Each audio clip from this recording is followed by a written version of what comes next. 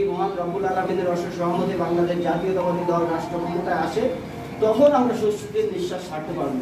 তার আগে কিন্তু স্বস্তির নিঃশ্বাস ছাড়ার কোনো সুযোগ নেই। আপনারা ইতিমধ্যে দেখেছেন বিভিন্ন ইউনিয়ন, যুবদল, ছাত্রদল, বিএনপি শৃঙ্খলা ভঙ্গের কারণে তাদের কিন্তু বহিষ্কার করা হয়েছে। আপনারা ফেসবুকে দেখেছেন হৈবতীপুর ইউনিয়ন যুবদলের সভাপতি সহ আরো কিছু যুব নেতাকে বহিষ্কার করা হয়েছে। আমাদের সদর উপজেলা ছাত্র দলের যুগ্ম আহ্বায়ক ইব্রাহিম, সে অনেক নির্যাতিত হয়েছে, ঘুম হয়ে গেছিল। আমাদের অমিত ভাই প্রেস ক্লাবে তার জন্য প্রোগ্রামও করছিল, তাকেও কিন্তু বহিষ্কার করেছে। একটা ত্যাগী ছেলে, সবাই জানে। কারণ দলীয় শৃঙ্খলা ভাঙলে কিন্তু আমাদের নেতার কাছে প্রমাণ। আরো ইউনিয়ন বিএনপি যুগ্ম সম্পাদক, সেও বহিষ্কার হয়েছে।